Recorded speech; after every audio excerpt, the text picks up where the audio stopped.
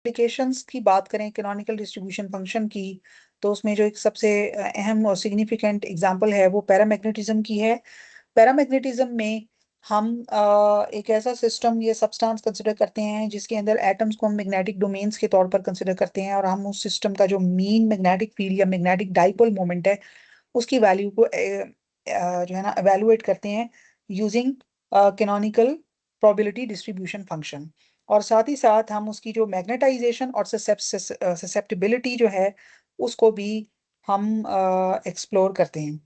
तो it means के अभी हम जो केस स्टडी करने लगे हैं उसमें we will consider basically a magnetic material, और उसमें हम जो है उस मटेरियल के जो नेट मैग्नेटिज्म जो कि उसका इंटरनल मैग्नेटिक फील्ड है जिसको हम मैग्नेटिक डाइपोल मोमेंट से कैरेक्टराइज करते हैं, उसको हम फाइंड आउट करेंगे। So that falls under a very special case of applications of canonical distribution function, probability distribution function, which helps us to explore the internal magnetic field of a magnetic substance. So let us explore the paramagnetism of a magnetic substance. So suppose जो है we consider a substance which has n naught atoms. आपको पता है हर atom के पास जो है due to spin of electrons जो है वो मैग्नेटिज्म होता है। और आपको पता है कि एटम जो है एटम के अंदर जो एक्सक्लूजन प्रिंसिपल के अकॉर्डिंगली इलेक्ट्रॉन्स हमेशा पेयर्स में स्टेट को ऑक्यूपाई करते हैं, और उनमें जो है वो अगर एक एटम जो है वो स्पिन अप है, एक इलेक्ट्रॉन जो है वो स्पिन अप है उसकी, तो दूसरी उस दूसरे इलेक्ट्रॉन की जो स्पिन होगी वो स्पिन वो डाउन होगी, इन डाउनवर्ड डायरेक्शन होगी। तो इस तरीके से उनकी जो टोटल स्पिन्स होती हैं वो एक दूसरे को कैंसिल कर देती हैं। अगर किसी एटम के पास अनपेयर्ड इलेक्ट्रॉन्स हैं तो फिर उन उन एटम्स के पास नेट मैग्नेटिज्म होता है ड्यू टू देयर स्पिन, क्योंकि उनकी स्पिन जो है वो कैंसिल आउट नहीं होती अनपेयर्ड इलेक्ट्रॉन्स की वजह से। और इस वजह से वो मटेरियल जो है वो मैग्नेटिज्म को एग्जिबिट करता है। तो सपोज ऐसा ही आपके पास कोई सब्सटेंस है और उसके अंदर एन नॉट तादाद है एटम्स की, जिनको हम मैग्नेटिक एटम्स कह सकते हैं। मींस दो atoms are behaving as magnet और उनके पास नेट मैग्नेटिज्म मौजूद है। एटॉमिक लेवल के ऊपर जो इंटरनल मैग्नेटिज्म होता है एटम का उसको उसके मैग्नेटिक डाइपोल मोमेंट से जो है वो कैरेक्टराइज किया जाता है, यानी कि generally it is magnetism, but if we talk at atomic level तो it is magnetic dipole moment. और मैग्नेटिक डाइपोल मोमेंट जो है this is internal magnetism at atomic level. तो अब इट मींस कि एन नॉट मैग्नेटिक एटम्स जो हैं वो सिस्टम के पास मौजूद हैं, और उनमें से हम किसी एक एटम को सिस्टम मान लेते हैं और बाकी पूरे सब्सटेंस को हीट रिजर्वायर कंसिडर कर लेते हैं। और हम ये देखते हैं कि वो जो एटम है सपोज उसके पास नेट मैग्नेटिक डाइपोल मोमेंट कितना है। तो इसकी हम डेफिनेटली प्रोबेबिलिटी फाइंड आउट करेंगे, क्योंकि मैग्नेटिक जो डाइपोल मैग्नेटिक मोमेंट है वो स्पिन पे डिपेंड करता है, स्पिन हाफ होगी या स्पिन माइनस हाफ होगी। तो अकॉर्डिंगली जो है उसकी जो सिस्टम की जो उसमें उसके मैग्नेटिक फील्ड के अंदर जो स्टोर्ड एनर्जी है वो भी वेरी करेगी, और डेफिनेटली उसके पास स्पिन हाफ की स्टेट होगी, और दूसरी प्रोबेबिलिटी क्या है कि यहाँ स्पिन माइनस हाफ की स्टेट है।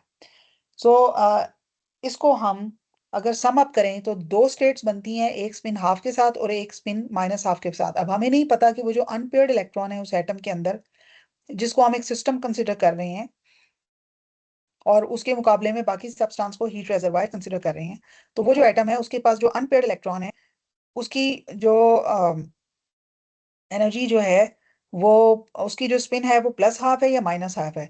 तो चनांचे हमें तमाम जो पॉसिबिलिटीज हैं उनको ऐड अप करना पड़ेगा, यानी कि टोटल प्रोबेबिलिटी को हमें ऐड अप करना पड़ेगा। तो फिर हम उसका जो इंट्रिंसिक मैग्नेटिक मोमेंट है उस एटम का उसको हम फाइंड करेंगे। और याद रखिए कि एटम जो है ना जब इनके पास इंट्रिंसिक मैग्नेटिक मोमेंट होता है तो ये कब उसको एग्जिबिट करते हैं, जब आप इसको किसी एक्सटर्नल मैग्नेटिक फील्ड के अंदर रखेंगे तो ये एटम जो है उस मैग्नेटिक फील्ड की डायरेक्शन में ये अलाइन हो जाएगा। तो अगर तो उसकी डायरेक्शन में अलाइन हो गया है तो ये जो है मैग्नेटाइज हो गया है, और ये मैग्नेटिज्म जो है उसको एग्जिबिट करेगा। और अगर ये उसकी अपोजिट डायरेक्शन में अलाइन होगा तो फिर ये एंटी पैरेलल होगा, यानी मैग्नेटिक फील्ड कैंसलेशन होगी, इसका इंटरनल मैग्नेटिक फील्ड जो है वो एक्सटर्नल मैग्नेटिक फील्ड की वजह से कैंसल आउट हो जाएगा और ये मैग्नेटिज्म जो है उसको एग्जिबिट नहीं कर सकेगा। बट दोनों सूरतों में इसका जो मैग्नेटिक मोमेंट है, अगर तो इसका मैग्नेटिक मोमेंट जो है वो चूंकि खुद एक वेक्टर है, वो एक्सटर्नल मैग्नेटिक फील्ड के डायरेक्शन में अलाइन है, तो उसको हम पैरेलल कंडीशन कहेंगे, यानी दोनों वेक्टर्स जो हैं वो पैरेलल हैं। या फिर अगर वो उसके अपोजिट अलाइन है तो वो एंटी पैरेलल मैग्नेटिक मोमेंट है, यानी मैग्नेटिक मोमेंट मौजूद है लेकिन वो कैंसल आउट हो रहा है और वो एंटी पैरेलल है to the external magnetic field. तो किसी भी एटम के मैग्नेटिज्म को जज करने के लिए हम उसको एक्सटर्नल मैग्नेटिक फील्ड के अंदर रखते हैं, और अगर वो एक्सटर्नल मैग्नेटिक फील्ड के साथ अपने आप को अलाइन कर लेता है तो इसका मतलब है कि वो एक मैग्नेट है। और अगर आप गौर करें तो हम एक मैग्नेटिक कंपास की अगर बात करें तो हम उसको जब भी मतलब हमारे इर्द गिर्द अर्थ का मैग्नेटिक फील्ड है ना, तो जब भी हम उसको आ, वो कहीं भी मैग्नेटिक कंपास होती है, चूंकि वो एक मैग्नेटिक मटेरियल की बनी हुई है, तो वो हमेशा अपने आप को अर्थ के अकॉर्डिंगली अलाइन कर लेती है। तो इसी चीज को हम लेबोरेटरी में जो है एक्सपीरियंस जो है वो एक्सपेरिमेंट करके देख सकते हैं, यानी कि एक्सटर्नल मैग्नेटिक फील्ड के अंदर सपोज उस मैग्नेटिक फील्ड की जो इंटेंसिटी है उसको हम कैपिटल एच कह देते हैं, और हमने अपना जो मटेरियल है, मैग्नेटिक सब्सटेंस है, उसको उस एक्सटर्नल मैग्नेटिक फील्ड के अंदर रख दिया। तो अब दो ही पॉसिबिलिटीज हैं, या तो वो उसके अपोजिट अलाइन होगा, उसका इंट्रिंसिक या इंटरनल मैग्नेटिक मोमेंट, या फिर उसकी डायरेक्शन में अलाइन हो जाएगा। तो दोनों की प्रोबेबिलिटी को हम ऐड अप करके देख लेंगे कि उसकी एक्चुअल सिचुएशन क्या होगी, या मीन मैग्नेटिक मोमेंट उसका जो है वो क्या होगा। ठीक है। सो सपोज हमने एक मैग्नेटिक सब्सटेंस कंसिडर किया जिसके पास n नॉट मैग्नेटिक एटम्स हैं, यानी कि उन एटम्स के पास उनमें से एक एटम को हमने कंसिडर कर लिया और बाकी एटम जो है वो हीट रिजर्वायर हो गए। उस एटम के ऊपर हम अपनी जो है ना प्रोबेबिलिटी डिस्ट्रीब्यूशन फंक्शन को अप्लाई करेंगे। उस एटम वो एटम मैग्नेट इसलिए है कि उसके पास एक कम से कम एक जो है ना इलेक्ट्रॉन ऐसा है जिसका पेयर नहीं बन सका। इट मीन्स के उसकी जो स्पिन है वो कैंसिल आउट नहीं हो सकी। अब स्पिन की भी दो प्रोबेबिलिटीज आ सकती हैं, या तो वो प्लस हाफ है या वो माइनस हाफ है, और हमें दोनों प्रोबेबिलिटीज को कंसिडर करना पड़ेगा बिकॉज वी डोंट नो कि एक्चुअली क्या है। सो इट मीन्स कि अब जो है जो और ये जो सारा सिस्टम है ये फिक्स टेम्परेचर टी पर ऑपरेट कर रहा है। सो अब हमारे पास जो भी एटम है ना उसके अंदर दो पॉसिबल स्टेट्स हो सकती हैं। ठीक है। तो अब हम उसका जो suppose N not magnetic atoms हैं, ठीक है, और उसका जो मैग्नेटिक डाइपोल मोमेंट है वो म्यू है, और जो एक्सटर्नल मैग्नेटिक फील्ड है वो एच है। तो केस वन ये हो सकता है कि उसकी जो स्पिन है वो अप है, उसको हम प्लस के साइन से रिप्रेजेंट करेंगे, मैग्नेटिक डाइपोल मोमेंट ये हो जाएगा। और जो पॉसिबली वो जो स्टेट है वो इसके साथ अलाइन है। ठीक है। अच्छा, अब दूसरी कंडीशन क्या है, उस सूरत में आपको पता है आपने इलेक्ट्रिसिटी मैग्नेटिज्म के कोर्स में पढ़ा होगा कि मैग्नेटिक फील्ड के अंदर जो स्टोर्ड एनर्जी होती है वो मैग्नेटिक डाइपोल मोमेंट और एक्सटर्नल मैग्नेटिक फील्ड के डॉट प्रोडक्ट के बराबर होती है।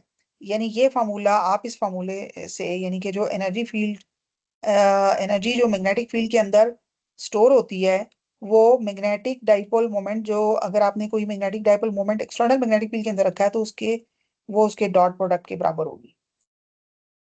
अच्छा, और ये माइनस साइन है के साथ आएगी क्योंकि that is the potential energy which is supplied to the system against the magnetic field. तो इसलिए बाय डिफॉल्ट जो होती है, जो एनर्जी स्टोर्ड एनर्जी होती है उसका माइनस साइन लगाया जाता है। तो टेक्निकली ये फॉर्मूला ये है, इस फॉर्मूले को हम यहाँ अप्लाई करते हैं। अब इसका मतलब है कि स्पिन अप स्टेट के अंदर मैग्नेटिक फील्ड यानी कि उसके जो एटम के पास जो स्टोर्ड एनर्जी होगी वो ई प्लस होगी, और वो माइनस साइन के साथ ई प्लस डॉट एच के इक्वल होगी।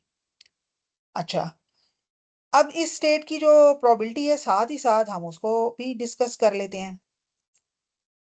तो ये जो प्लस स्टेट की जो प्रोबेबिलिटी है उसको हम ये लिख लेते हैं, और हम अभी हमने कैनोनिकल डिस्ट्रीब्यूशन का फॉर्मूला निकाला और वो ये है, यानी एक ही स्टेट की जो एनर्जी है वो ये है। और वो हम यहाँ पर मजीद मॉडिफाई करके इसको लिख लेते हैं minus mu plus H. So it means के दिस फार्मूला विल बिकम, यानी कि प्लस की जो प्रोबेबिलिटी है वो होगी सी ई प्लस, यानी कि माइनस माइनस प्लस हो गया, बीटा म्यू एच।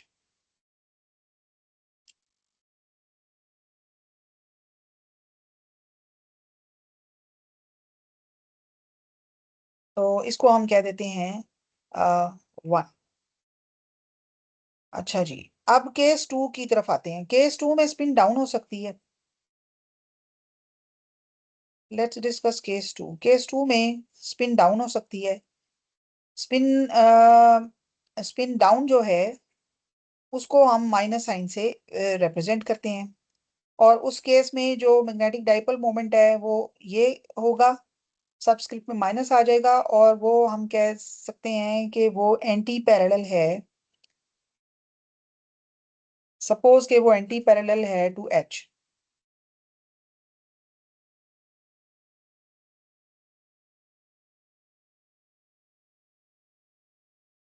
यानी कि जो एक्सटर्नल मैग्नेटिक फील्ड है उसके वो एंटी पैरेलल है। अच्छा, अब डेफिनेटली फिर इसकी जो सबसे पहले तो इसकी एनर्जी को डिस्कस कर लेते हैं। इसमें जो मैग्नेटिक फील्ड में जो स्टोर्ड एनर्जी होगी वो माइनस म्यू माइनस बी होगी, सॉरी एच होगी। और इसके अंदर जो है ये एनर्जी माइनस की वजह से, यानी ये चूंकि ये डॉट प्रोडक्ट के साथ नेगेटिव आ जाएगा। अच्छा, यहाँ पे इसको करेक्ट कर लें।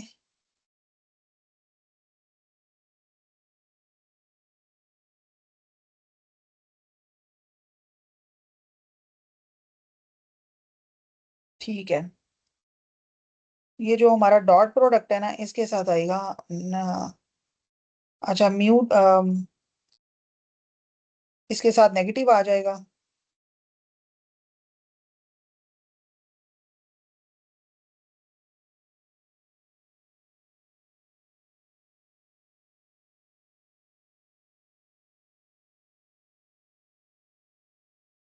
ठीक है, तो ये आ जाएगा म्यू एच। ठीक है, डॉट प्रोडक्ट भी नेगेटिव एंटी पैरेलल होने की वजह से माइनस माइनस हो गया प्लस। अब हम प्रोबेबिलिटी की बात करते हैं। तो इस स्टेट की जो प्रोबेबिलिटी है वो होगी सी माइनस बीटा ई माइनस। ठीक है, यहाँ पर सी ई माइनस बीटा हमने इसकी वैल्यू लगा दी म्यू एच।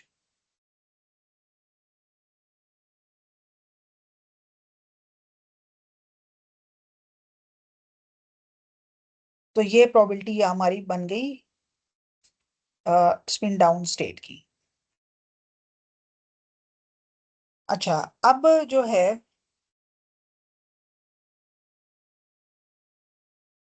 हम मीन मैग्नेटिक मोमेंट यानी मीन प्रोबेबिलिटी की वैल्यू फाइंड करना चाहते हैं। तो मीन मैग्नेटिक मोमेंट जो होगा वो जिस तरह से हमने फार्मूला पढ़ा था, जो इनका जो मीन मैग्नेटिक मोमेंट है, हमने फार्मूला पढ़ा था, यानी कि प्रोबेबिलिटी मीन प्रोबेबिलिटी बेसिकली वो मीन मैग्नेटिक मोमेंट के बराबर होगी।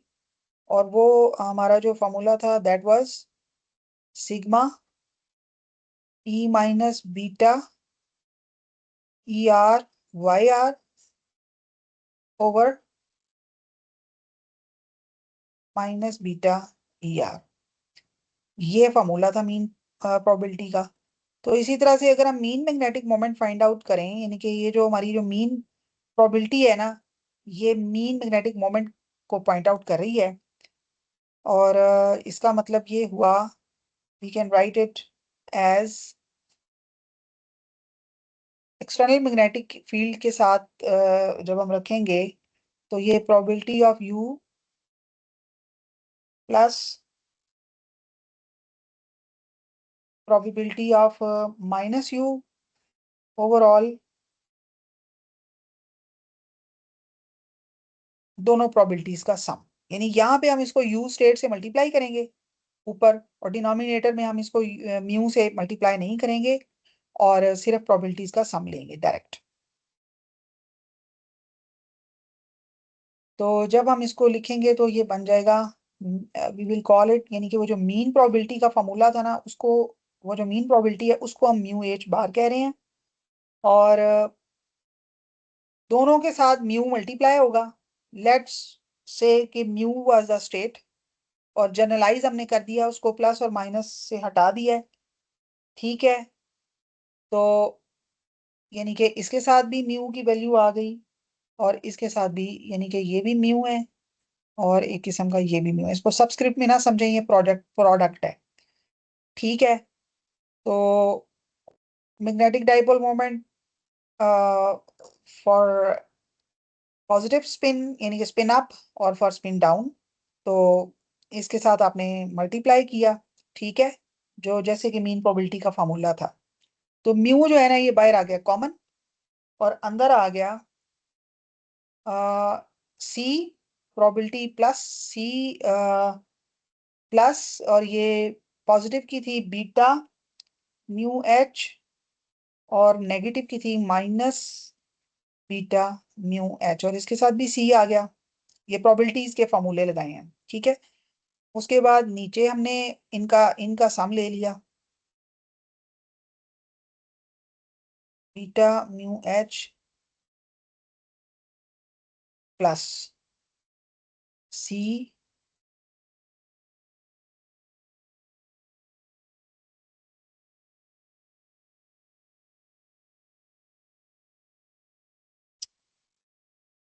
अच्छा, यहाँ पे जेन में रखना है कि ये म्यू की वैल्यू नेगेटिव है ड्यू टू एंटी पैरेलल हो, तो ये नेगेटिव यहाँ से जनरेट हुआ है। ठीक है, अच्छा नीचे प्लस ही आ गया बीटा म्यू एच। अब सी तो सारी तरफ से हमने कांस्टेंट लेके सी खत्म कर दिया। ठीक है, so the constant c is common and multi and cancelled out in denominator and numerator, and we will write mu h equal to mu beta mu h minus।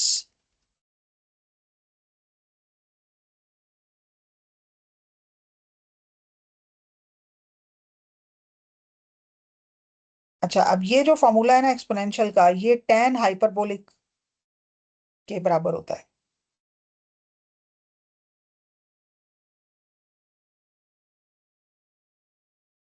तो let's write the formula, let's modify the formula. ये जो mean probability है उसी का नाम हमने mu H रखा हुआ है। ठीक है, और वो है mu tan hyperbolic beta mu H. तो यहाँ पे हमने टेन हाइपरबोलिक की आइडेंटिटी यूज की है इन पोलर कोऑर्डिनेट्स, और वो है E Y minus minus Y, E Y plus minus Y. ये आइडेंटिटी हमने यूज की है। अच्छा, अब ये जो बीटा है इसको हम जरा ओपन करके लिख लेते हैं। अब हम दोबारा वाई का इस्तेमाल करते हैं, और हम ना, ये बीटा जो है आपको पता है ये टेम्परेचर पैरामीटर है, और इसको हम 1/kT लिखते हैं।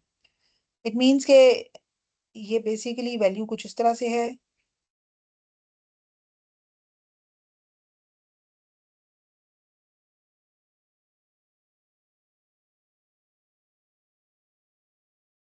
अब ये जो वैल्यू है ना, इसको दोबारा हम y के बराबर, we consider it y because हमने y ही इसको कंसिडर किया था।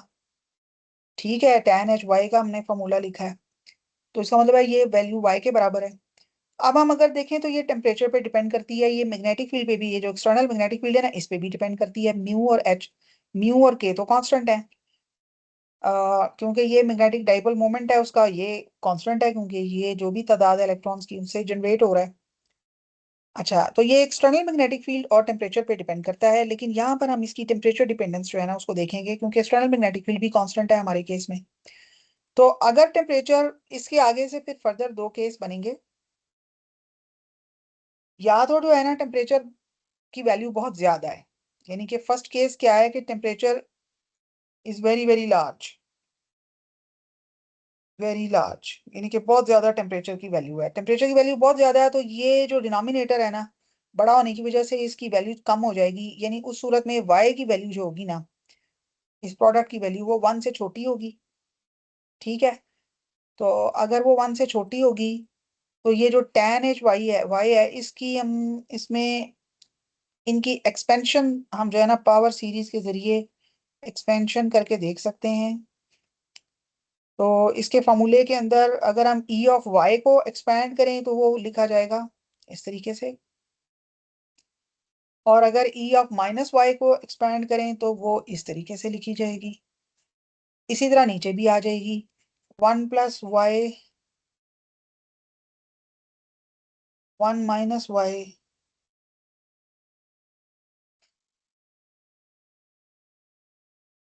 अच्छा, हायर ऑर्डर्स को हम निग्लेक्ट कर देते हैं क्योंकि y बहुत छोटा है इस केस में। तो हायर ऑर्डर को निग्लेक्ट कर दिया तो ये आ जाएगा 1 + y -1 + y, और नीचे आ जाएगा 1 + y +1 - y। नीचे y वाली वैल्यूज कट गई, ऊपर 1 वाली, तो इसका आंसर आ जाएगा 2y/2। तो इसका आंसर आ जाएगा y, यानी कि अगर टेम्परेचर बहुत कम है ना तो tan h y की वैल्यू सिर्फ y रह जाएगी।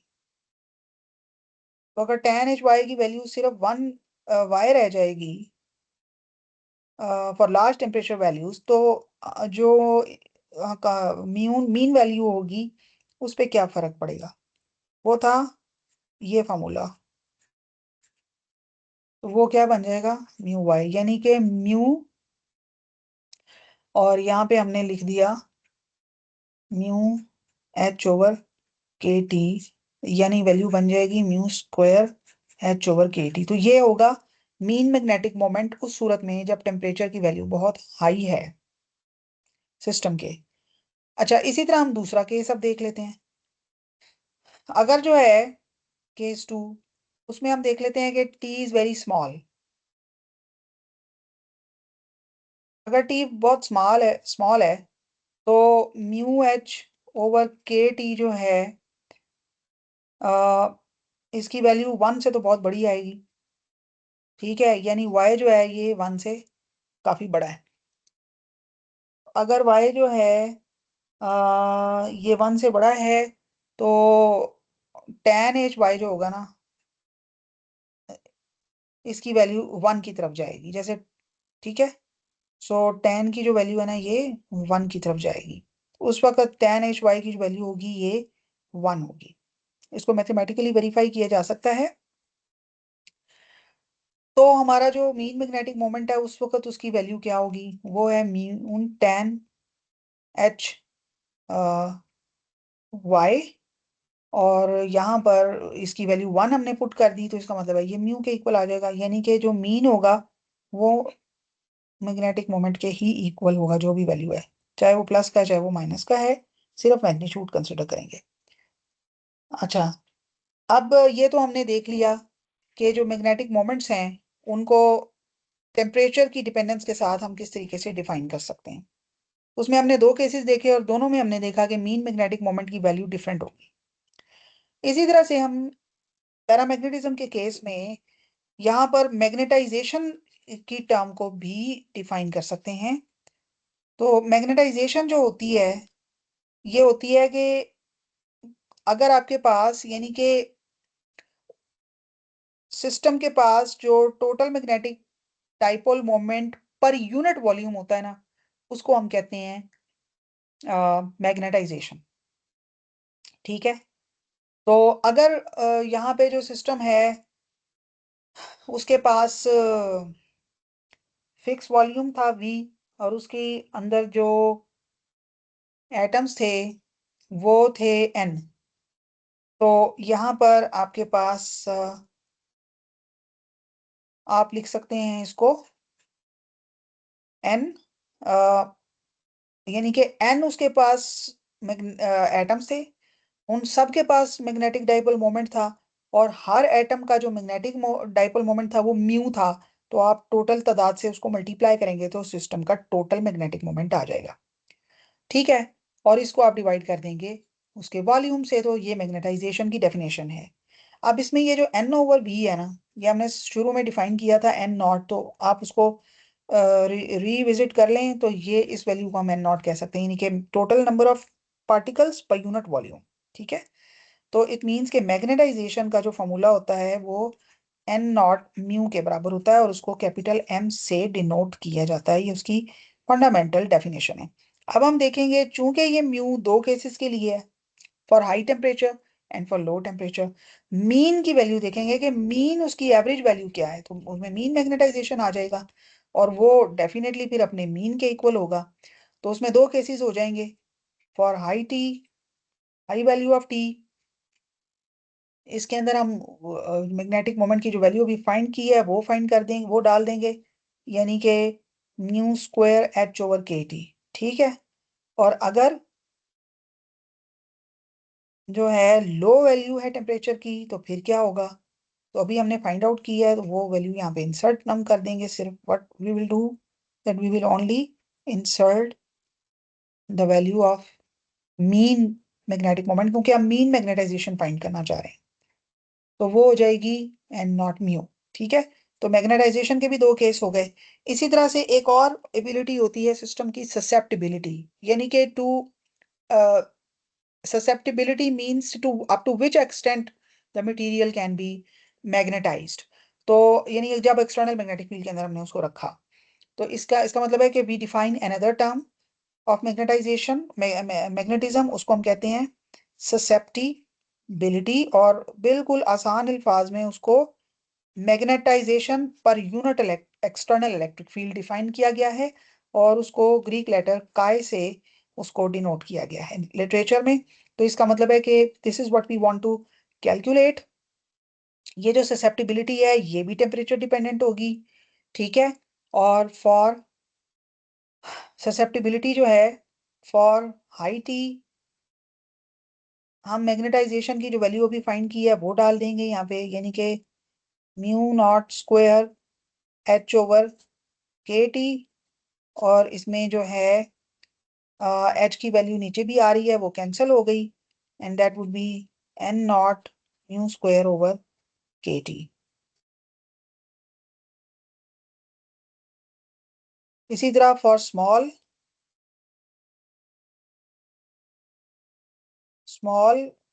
टी, यानी कि अगर टेम्परेचर की वैल्यू कम है तो ससेप्टिबिलिटी जो है वो फिर एम की उस वैल्यू के ऊपर डिपेंड करेगी। तो ये मीन ससेप्टिबिलिटी ही हम फाइंड कर रहे हैं। ठीक है, तो इसमें ये हो जाएगी N naught mu over H. तो इस तरह से आपने देखा कि कैनोनिकल डिस्ट्रीब्यूशन फंक्शन का इस्तेमाल करते हुए हमने एक सिस्टम, यानी एक एटम की जो मीन मैग्नेटिक मोमेंट की अकरेंस की जो प्रोबेबिलिटी है उसको फाइंड आउट किया। उसके ऊपर बेस करते हुए हमने उसकी मीन मैग्नेटाइजेशन को प्रिडिक्ट किया प्रोबेबिलिटी वाइज, और फिर उसकी ससेप्टिबिलिटी को भी प्रिडिक्ट किया, और उसमें हमने दो केसेस देखे, एक हाई टेम्परेचर केस और एक लो टेम्परेचर केस।